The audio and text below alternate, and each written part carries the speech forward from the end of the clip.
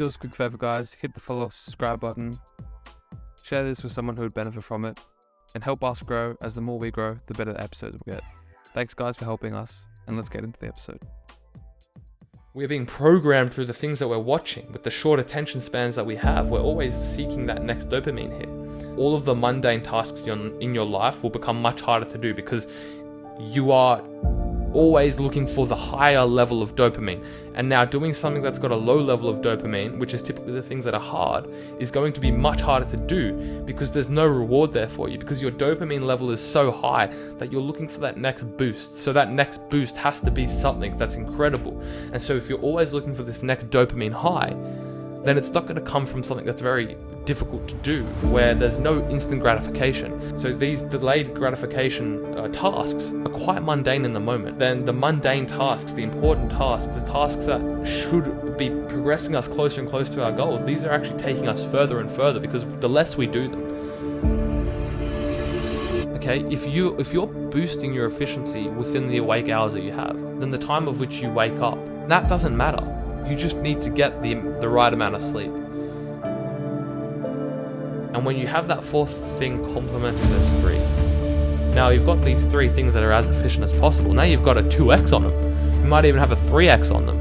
So we're boosting the efficiency so much more. Now imagine doing this for 6 days a week, and on the 7th you rest. And that maximizes your efficiency to make sure the next 6 days is really good. And you keep repeating that. Let's say you do it for a month. That's a pretty good month. Let's say you do it for 4. That's a really good 4 months. You know, you're a third way through the year. Nice. Let's say you do it for a year. Pretty solid.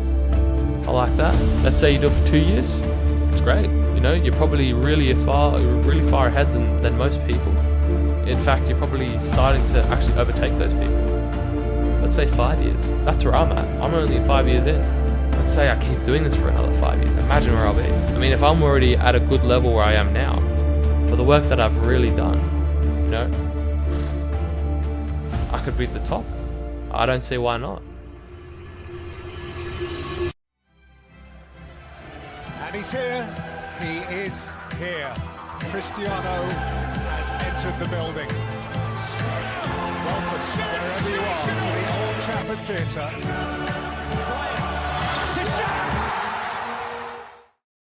Yes, guys, welcome to the Sculptor Podcast. In this episode, we are going to be going through basically the perception of time and how we can utilize the hours of which we have in a day to get the most out of it, essentially. So what I'm going to be mainly talking about is something that I have thought about quite a lot throughout my career, in fact. And this comes through a heightened level of self-awareness and time and tracking, actually. So this is actually something that I used to do to help me get the most out of my day. Something that I realized from a young age is when I was looking at these players who were above me, you know, at a higher level, and I was thinking statistically and mathematically, if I was to become better than them, how would I do it?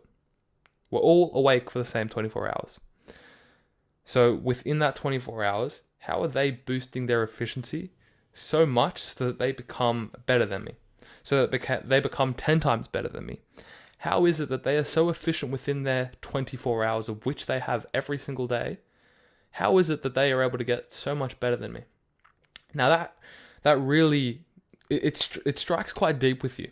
And I think that it's not an easy concept to come to terms with, especially as a lot of people believe that there's talent that might be blocking, you know, certain aspects of an individual's life of where they're playing the victim card. Now, don't get me wrong, talent is a real thing, and people will have advantages or genetic dispositions which heighten them in some areas of football or whatever you want to be in.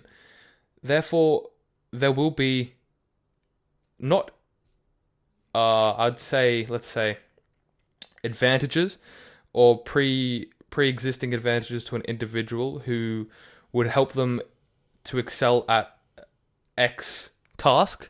Let's say if it's boxing, someone who genetically possesses more fast twitch muscle fibers, then they are more prone for a sport like boxing or something like that, where there's a genetic disposition that enables them to excel in a certain area of whichever path they decide to go down. And I see that like as raw talent, if that makes sense. So there will be people who have a natural head start of an area of which we might want to go down. So there is this that we have to consider. But that is something that only, I think, is... let's say if an individual has a very, very heightened level of talent, then they probably will excel quite quickly, faster than most. Although a lot of people who also have that exceptional amount of talent use it as an excuse to pull the brakes a little bit. They don't use it to their full potential. Now, there will be individuals who use that talent and they use their time efficiently to the best that they can. And those, I believe, are the players at the top. That's your Lionel Messi. That's your Cristiano Ronaldo. Now, when I think of Ronaldo and Messi, I personally believe, I can't verify this. This is only my own thoughts from what I see. But I believe that Ronaldo has less talent than Messi. Messi has more talent. It was nurtured in the right environment at the right time. And with the right amount of training, he got to the top. And for me, I believe that Ronaldo was a bit more raw. If you see him in his earlier years as a child, or even, I believe maybe even when he was at Sporting, he was a bit raw. But I think that through Ronaldo's work ethic, that's what got him to the top.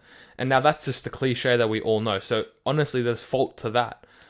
Now, I could be completely wrong. Ronaldo could be a completely... I guess, of course, he's going to be a very, very talented individual, but I think talent is separate from the work of which you do as well outside of that. So when I think of talent, I only think that it can get you so far, and that's a cliche in itself, right? But when I say that, I mean that most people with that talent probably won't use it to the best of their ability. So when you do have an individual who is extremely talented and uses it to the best of their ability, then they will be at the very, very top. Now, that's something for me that I've had to kind of think about, where I don't think that I was a very, very talented person when I first started. I think I was very, very raw, but when I've worked hard and worked on my weaknesses, that's how I've gotten better and better and gotten to a higher level every year. So I believe that my level of talent is at that lower echelons of football. Now, we might see that hinder me, we might see that help me. Whatever happens, I can't tell you, because that's for the future. But right now, I'm telling you that most of my success through football didn't come through talent. That's 100% a fact. Because what happened when I wasn't doing the work that I was doing now, I was at a very low level of football. And in fact, I don't even really... So, a bit of background on me. When I played football, I played it as a young kid. I don't know how old I started, but I would have been quite young. But I never liked football. I guess you could still say I don't like football. But I didn't have any ambition within football either. So therefore, for most of my footballing life, I also wasn't a goalkeeper. I didn't play at a good level. I played in the third division, essentially. Third or fourth division for my age group at the time. Like, that's nothing great, obviously. Then I had a big injury because I grew so fast. And when I realized that there's a level of dedication, there's a level of, I guess, vision and pathway of which I can choose now because I've had such a setback, I realized that, okay, if I want to stay competitive, then I have to use my time more efficiently than the rest. Because if I've been out for a year due to injury, those 24 hours, 365 days in a year, that time that I've lost, people have gotten better than me. And they've gotten a lot better than me. Now, at that age, maybe people aren't using the time as best as they should, nor do they have the awareness to use the time that they have to the best of their ability. So there's a few things that being at such a young age, you can't necessarily, take full accountability for. But this is something that I started to be more aware of at the very least. So I would say that this is, I believe, in 2018, I think it would have been, or maybe 2019. I honestly can't really recount this perfectly, but this is when I started to take full accountability for every single minute that I was awake, essentially. And this is what I believe is the main topic for the episode about how we're all awake for the same 24 hours. Now, if we think about it statistically, if I'm awake for, let's say, I'm asleep for 9 hours, I'm awake for 15 hours a day. Now, within that 15 hours of every single day, am I actually getting the most out of it? Or am I delegating time to other things which aren't helping me? Now, that could be I'm spending too much time on Instagram. Maybe I'm spending too much time on homework. Maybe I'm spending too much time on X, Y, or Z. Now, of course, homework you should be doing if you're at school. But what I'm saying is these external things that aren't central to your goals, these are things that we can cut off. And this is where sculpting comes into it, because when you're sculpting, you're refining your principles and your practices. Therefore, if you have anything that's actually dragging you down, or anything that's, if we're thinking of a sculptor, we need to chisel that stuff away. So what that looks like is making the most efficient time throughout your day to actually utilize the time that you have every single day to everything you need to be doing should be in alignment with where you want to go. So within those 15 hours which you should be awake for, the other 9 you should be sleeping for, within those 15 hours, how do you maximize your productivity? How do you boost your efficiency? How do you do all of these things which take you in alignment with where you want to go? Now, that's a big challenge. And this comes in with a aspect of there has to be a very, very large aspect of self-awareness, actually. Now, Val actually shared with me an app that I think is brilliant to start bringing that self-awareness into perspective. And I did this without an app when I first started to become aware of where I was, I guess, putting my time and where I was giving my energy to. And I would write down throughout the day what I was doing and from which time I was doing it. And from there, I was quite easily able to identify which areas were, I guess, unhelpful for me. So I was really refining the practices that I had. So if I was spending, let's say, 2 hours cooking food, well, now I only have 13 hours in my day to do what I need to do to get me close to my goals. Now, of course, if I'm cooking food that's helping me get to my goals, then that's productive. But maybe I'm spending too much time in the kitchen looking for the next thing. Maybe I'm not efficient enough with my time. So how about I make my time more efficient? Let's say I do meal prep. Maybe I can ask mum if she can put some stuff in the fridge for me. How about I do all of my cooking on one day? This is maximizing efficiency, okay?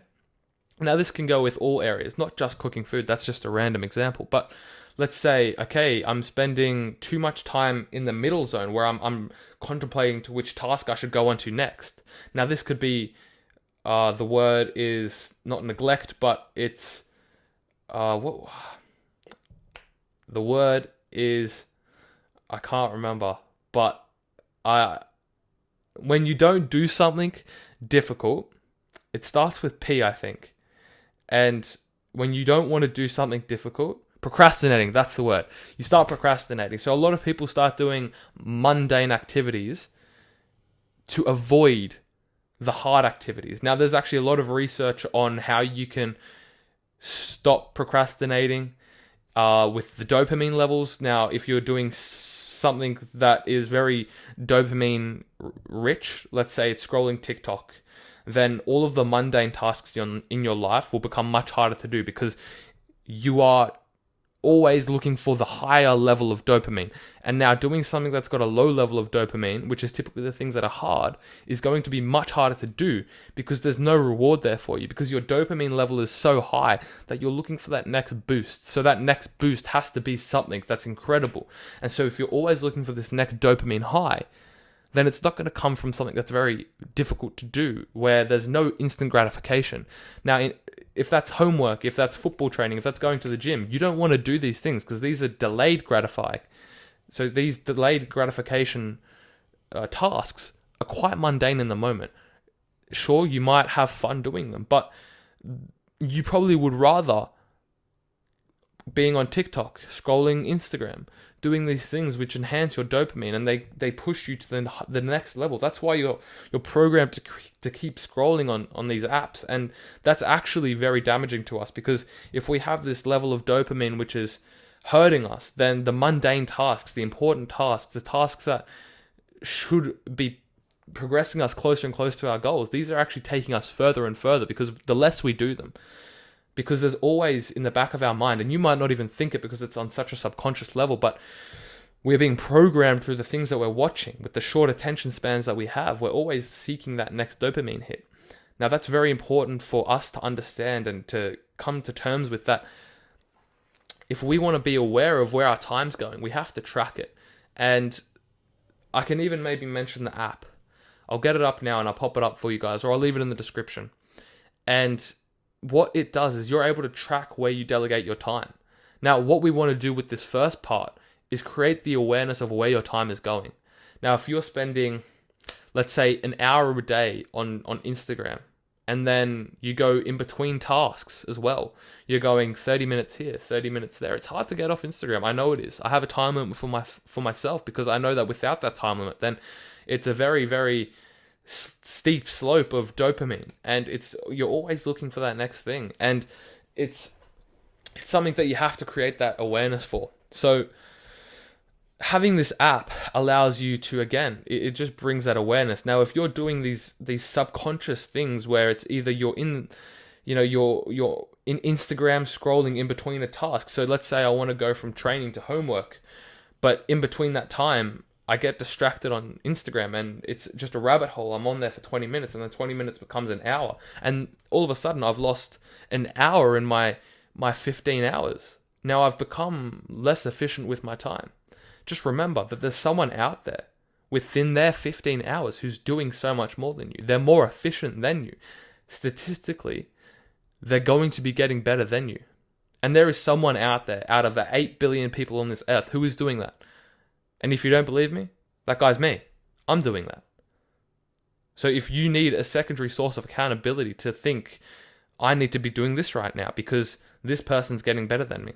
Well, that's me. I'm getting better than you right now because I'm using my time efficiently. I don't spend time on TikTok. I don't have TikTok. I don't spend time scrolling on Instagram. I have a time limit on Instagram. Okay? These things help me be most efficient with my time. So if I'm awake for my 15 hours a day and 3 hours, I'm doing the physical stuff. 1 hour or 30 minutes, I'm doing the mental stuff. The rest, I'm recovering. I've got 11 and a half hours left of my day. Right? Now, give or take 2.5 hours maybe for me, I'm waiting for training. Now, unfortunately, I can't control the amount of time I have to wait for training because I have to be there early. Maybe I have to walk home. These things. Okay, now I've got 9 hours left in my day. What am I doing? Let's say I'm eating for, let's say, 2 of them, preparing meals and whatnot. I would honestly try and make that less. Let's say I'm doing 1 hour. So I've still got however many hours left of the day. So let's just do the maths. I kind of lost myself in my track a little bit, but for, let's say, I'm training in total, the physical plus the weighting, so it would be around 6 hours. 6 minus 15, we've got 9 hours left. Eating for 1 hour. I've got 8 hours left. What are the other tasks in my day? Now, I do a lot of work throughout my day to make sure that I can afford the lifestyle that I have. So for me, a large component will be funding the lifestyle that I have. Now, in a previous conversation that we've had with Dan Abrams, is we shouldn't be doing too much work outside of the football pitch. Now, I do my work, but this is very efficient in itself. This is a practice that I've refined for years, and you can access that.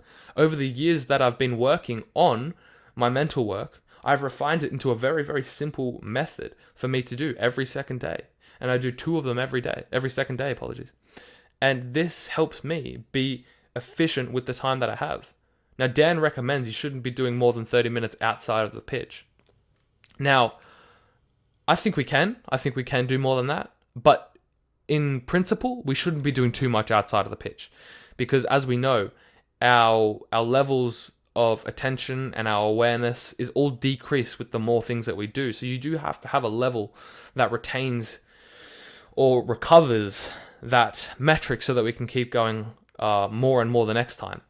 So that's something that we do have to be aware of. But in that in mind, boosting the time that we have to be as efficient as possible is very important, because again, if you're meditating for that time, that's a good level of efficiency, I'm sure.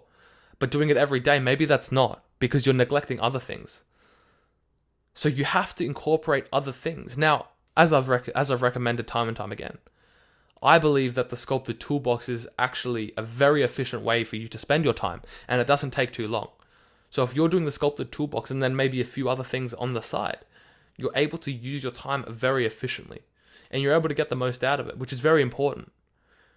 And that is one way that we can start using our time to push ourselves to where we want to go in whatever career you want to go down. The Sculpted Toolbox is not just for footballers. It's actually for any individual who wants to take accountability for their circumstances, any person who wants to create self-awareness for their circumstances, any person who wants to start taking action in their life. This is what the Sculpted Toolbox is. You can use it for dealing with opinions. You can use it for managing your time more efficiently. It's whatever you use it for will help you get closer to where you want to go. So there is a very simple principle and practice that you can use to boost your efficiency through the time that you have outside of the pitch or outside of work. Now, as a footballer, I'm very blessed that I have a lot of time outside of the game, I guess you can say. If I'm only doing the physical stuff for 3.5 hours a day, give or take, and then 2.5 maybe waiting and walking and whatnot, preparing, then the rest of my day is pretty free. Now, as I've mentioned, I do have obligations for work that I have, and this is going to be another episode in itself for footballers. How can they make money on the side? Because that's a very important thing. If I didn't have these opportunities to make money on the side, then I wouldn't be able to fund my dream. Because yes, of course, my parents like to help me, but I can't rely on my parents because they've got their own things that they want to do. My lifestyle is not the cheapest, and it's unfair if I have that burden on them. So I have to take responsibility for that in itself. So I have to delegate my time strategically. I need to use it to the most efficient level possible, because I know that the work that I do that is helping me fuel my goals, some people don't have to do that. If I had parents who were paying for everything, then I would have X more hours in my day to do something else. Now, I don't know what that would be, because I think that I would have been doing something entrepreneurial in that time anyway, because I wouldn't be doing too much stuff on the football work, because I have these principles and practices in place already to help me be as efficient as possible. So I don't worry about that too much now. But when I first started out, I'd say a large chunk of that day that I had free, I was spending refining my practices. And this took a lot of time. It's taken years. I only really think that over COVID, I've really refined my principles to the utmost efficiency now. And even to this day, every quarter, I actually go through my principles and my practices to refine them even more. Whether it's I change the questions, whether it's I change the look of it, whether I change the smallest of details, I always try and make it better every quarter. So even now, it's not the most efficient that it is, but in the next quarter, it will be more efficient than it is now. I'm always refining. And that's what we should be doing for everything, not just your mental stuff, but your training. Maybe the work that you do for your business, maybe the work that you do for X. It's whatever you are doing. You need to be refining the practices every time. So, bringing that onto the next kind of area. So we've talked about how delegating your time and refining it allows you to get the most out of the hours that you have. Now, if we're thinking about the people who are at the very top level, now if I continue to do these principles and practices that I have, then you'll be looking at me and realizing that the work and the words of which I'm saying right now helped me get to the top. Right now, there may not be as much validity to what I'm saying until I've actually got the results that are very evident to see. But you're seeing me in the practice right now. You're seeing me in the middle of it. So the work that you're seeing isn't the complete project. Now, in 20 years' time, maybe you'll see the complete project. Maybe you'll be able to, point out flaws. But right now, I'm in that process. So you're seeing it in real time. Now, I am always trying to be more efficient. I've mentioned before that my rest days boost my efficiency because I almost guilt trip myself into doing more because I've taken a day off, which I don't typically like to do, okay? If I had the choice to not take a rest day and be at that same level every single day, I would not take the rest day. But I know that the rest days boost my efficiency. Therefore, I take them. Now, that could also translate to breaks in a day. If you want to take a break during your day to boost your efficiency, then do it. But experiment with it, because you don't want to be losing too much time. Now, if we go back to the time prior to when coffee was first manufactured or distributed to the masses. Now, the coffee boom in itself boosted productivity massively.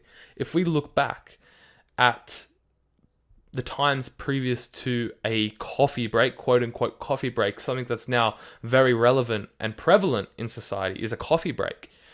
Prior to the coffee break, people weren't able to be as productive as they were now, because what coffee does is it's a insulin, I believe, and that is boosting your energy levels. So in caffeine, there are no calories. So what it does is it gives you an effect that it kind of tricks your brain into thinking that you've consumed this, whatever it is, I guess we could say substance that increases our perception of energy. So it gives us an energy spike, and that's what caffeine is. So you'll see your heart rate elevated. This will boost your productivity. So back to the point of the coffee break. If I took 30 minutes out of my day during my working day to have a coffee break, then I can go harder for the next 5 hours of my day. So if I come in at 7 a.m. and I'm working till midday, okay, I'm maybe feeling a little bit tired, and let's say I have a 30-minute break, or maybe I don't even have a break during that time. I just continue working. At the end of the day, I'm probably not my best self. But what the coffee break was, and you can see, just realize how you can use this to your efficiency. If you have a coffee break in amongst that time, maybe at midday, you're basically as fresh as you were at the beginning of the day because of that caffeine. So because you've taken that time out of your day to reset, but also to use a supplement to boost and enhance your performance, you've actually boosted your productivity quite substantially. Because if we were to compare it to a graph of where your performance would be when you don't have a coffee break or no break at all, it would be quite a steep graph, I'd say, to where your performance goes. But now if we have that graph, that same graph that drifts off towards midday, and then we have that 30-minute break, now that's going to be a pretty unproductive spike. But as soon as we finish that 30-minute break, 15 minutes later, we have this massive spike again, because that's when the caffeine's hit. And now we're at an all-time high or level to where we started. And then from there, the climb, we're going to get back down, and we might not even finish where we started. We might be higher than when we started. Now, if we think about that in a more legitimate anecdotal point to me, let's say it's a caffeine boost, which I could do. Let's say I go into the gym before training, then I have my coffee, then I'm going to be better going into training because I have this energy. Let's say I've had that energy spike now going into training. Now after training, if I have a nap, and I have a 15-minute nap. Now, personally, I hate naps because they disrupt my momentum. It's something that I'm going to implement and experiment with again in the coming weeks. But if I do have a nap, I know that the next training session that I go into will be better because it will be more efficient. I have more energy to give. Therefore, the more energy I give, the more efficient it will be. Because if I am able to get in, let's say, 100 touches every single minute against a wall with a ball, when I'm caffeinated, or when I am, let's say, after a nap, because I've got more energy again, I've rejuvenated myself, I revived myself a little bit more. When I wasn't at that heightened level of whatever, maybe the amount of touches I get is 60 touches because I'm tired, I'm fatigued, I don't feel like doing it. But if I'm able to have these little resets throughout my day that enhances my performance, then that boosts my efficiency. Therefore, you have to use these little efficiency enhancers to your benefit, because this boosts the amount of time that we have to use, and we'll use it more efficiently. Therefore, the time that I use when I'm training, so if I'm only training for 2 hours a day doing the football work, I try and cap it off at around 2 hours a day for football stuff. Now, some people do one training session, it's 2 hours. But when I watch their training sessions, I see that they're taking drinks breaks, they're kicking their legs up a little bit, they're checking their phones. Now, I will never check my phone during a training session. My phone is away. Maybe I've got my AirPods in, maybe I'm listening to music. Music can also be an enhancer for productivity or whatever. You just have to experiment. That's a little bit to the side. But to the point, I want my training sessions to be as productive as possible and as efficient as possible. Therefore, all the distractions are eliminated. I want to be using these breaks to actually enhance my time that I have. So if I'm able to get the most out of my training sessions, the 2 hours that I have will be better than your 3 hours, because I'm not wasting time in amongst that training session. Okay, I'm being as efficient as possible, not just with breaks, but with even the exercises that I do. Over time, I refine the exercises that I do so that I get the most out of it. Whether it's watching how I kick the ball, whether it's knowing that this technique is better than the other, the repetitions that I do, I'm trying to use that efficiency level, not just the timing, but the things that I do within that training session. Because if I was to kick a ball with the sole of with the laces of my foot against a wall for the whole training session, sure, I might be really good at that by the end of it, but that's all I can do. And if I do that for every session, then that's really all I can do. And this is one reason why you see so many good football freestylers out there, like the F2, who aren't professional. Now, maybe they could have played at a lower league professional club, but the reason why they're not at the top for the amount of time that they gave to football is because the things that they were doing weren't the things that they needed to do. And I don't know what their ambitions were. Maybe that's what they wanted to do, and I've got no problem with that, because they've done great things for football. But if you look at even the comments or a lot of people's perception of them, they think, how are they not professional? And I know why. And of course, the stem reason may be because they don't want to. But also, the work that they're doing is not game relatable. How many players do you see juggling millions of times during a game? It's just not transferable into a game situation. Therefore, it's not needed. So you have to use the time that you have within the training session and the drills you're doing as efficiently as possible. So the next kind of area that we can go on to is, well, let's just summarize that. So it's the time, boosting the time that we have, creating that awareness as mentioned prior. Now, if we're thinking about the recovery aspect in a whole, okay? So we kind of talked about brief moments of rejuvenation or enhancement levels where we can get the caffeine in, where we can get the naps in. Now, if we're talking about overall efficiency as a human being, okay, let's just talk about the human body itself. We know that sleep is important, okay? Therefore, we need to prioritize that, because sleep boosts efficiency. Sleep will boost your metabolism. If you're not getting enough sleep, your metabolism isn't working hard enough.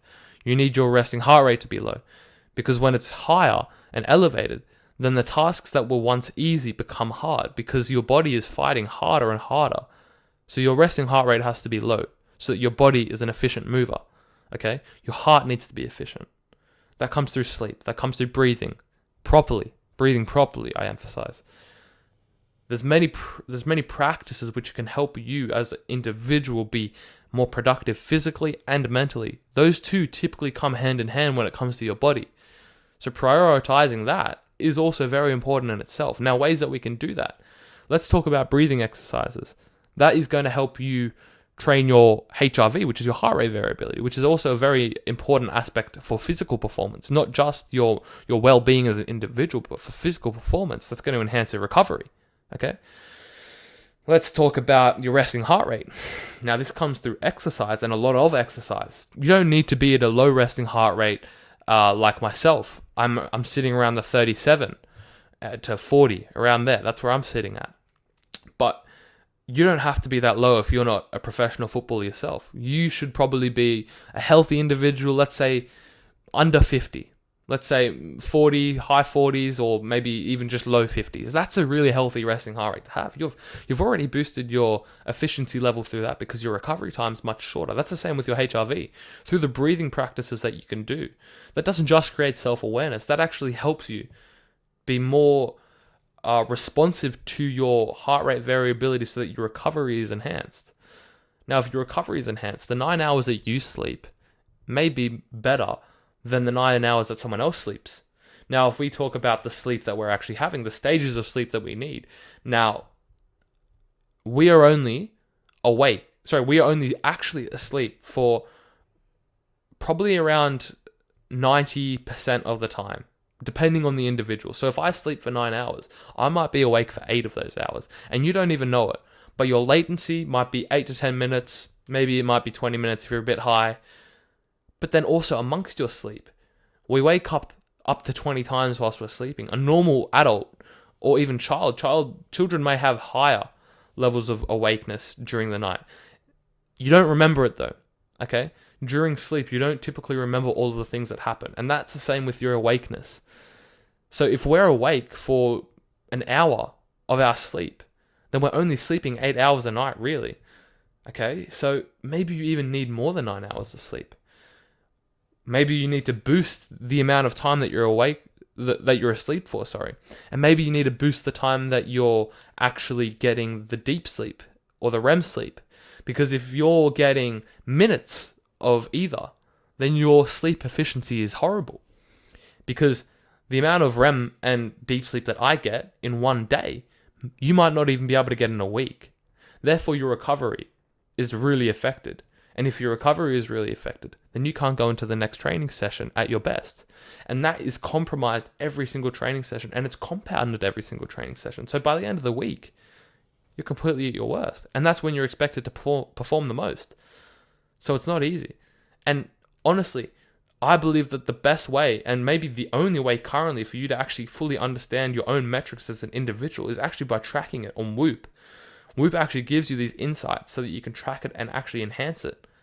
There are many different ways to actually track your REM sleep, your deep sleep, and actually improve it through Whoop. Now that creates a lot of self-awareness, and that gives you a source of accountability as well. So I'd actually encourage you guys to actually get a tracking device so that you can actually fully take accountability for it. Because you probably can't take accountability for it if you don't know it. You can't improve what you don't measure. Whoop allows you to measure the things that aren't typically measurable to the average person. Okay, I can't tell you another way that I'd be able to consistently track all my metrics throughout the day without Whoop. I couldn't tell you, because all of those ways, you'd have to go to a doctor's lab and they'd have to have you hooked on 24/7. But how am I meant to do my exercise? How am I meant to do everything? How am I meant to function if I'm sitting in a space for 24 hours a day? It just doesn't work. That's why Whoop is so good, I believe. Also, Whoop's becoming more and more accessible to people now. So if you want Whoop, send me a message and you can get the first month free, I believe, as well. So that's not even a paid promotion. That's just me literally just giving you a recommendation to start taking accountability to boost your efficiency as an individual. And this isn't just for athletes. That's the thing. This is actually helping you as an individual in whichever path you're going down to get the most out of your day. Because your mind and body are connected. You have to look after them both. They complement each other. So take accountability for it. Now, we've kind of addressed all the areas that I wanted to go through now. Now, just to reiterate the main kind of, I guess, line that I've kind of said throughout this is that we all have 24 hours in our day. Actually, there's something that I forgot. And this has to do with the quote-unquote grind culture. This is actually one of the main reasons why I wanted to do this episode. So the grind culture. Wake up at 4 a.m. You know, start your day early. And then you go to bed early. Now, I still believe in that. Don't get me wrong. I do believe in waking up early and starting the day right. Because for me, it's not that I'm doing it it's not that I'm doing more than everyone else. Because again, we all have the same 24 hours. The people who wake up early are literally just on a different time scale to you. That's the only difference, okay? They're not more efficient than you unless they're actually using that to their benefit, because what that does is that starting early gives you a sense of accomplishment. Doing the hard things first gives you a sense of accomplishment. You're on that flywheel effect. That's why waking up early is associated with the grind culture, because there is actually advantages to waking up earlier than everyone else, because there's a few things. If you can get the hard things done first, then everything else becomes easier, okay? And then also, when you know that everyone else is asleep right now, you get a sense of reward for being awake and doing the things. So I actually do stand by doing the hard things first and waking up early. Now, I can't do that every day. I don't have the privilege to do that every day because I have to be somewhere at a specific time every single day for training. So I have to use my time as efficiently as possible. And I've mentioned this in a previous episode. But if I wake up at 4 a.m. or if I wake up at 8 a.m., now I don't wake up at that time just because my body doesn't do it. But there would be days where I've tried to wake up at 8 a.m. and then start the day off strong by going directly into training, as I would if I was waking up at 4 a.m. It's just that I'm literally on a different time scale. Now, I know that Val has to be on a different time scale to me, for example. He'll go to bed very late, but he still has the same 24 hours in a day. He's literally just in a different time. So he's still using the time to the best of his ability. Now, I can't, obviously, I'd like to hope that Val's using the time to the best of his ability. I can't guarantee that, but from the time that I know that I'm awake for, I'm always using the time to the best of my ability. Now, when I wake up early, I would say that I do have a heightened level of efficiency just because of the effects that I mentioned. Because I don't typically like doing the things that everyone else does.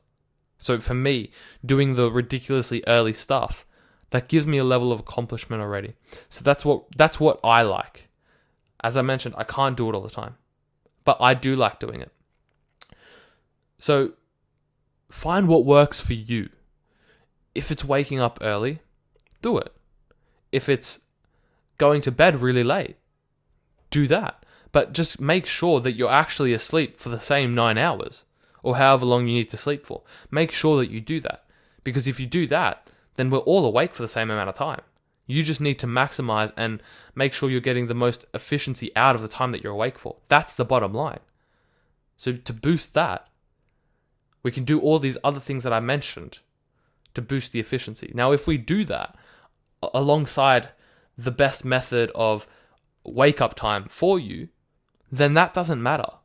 Okay? If you're boosting your efficiency within the awake hours that you have, then the time of which you wake up or go to sleep doesn't matter. You just need to get the right amount of sleep. That's what I really wanted to go over for the last little point there.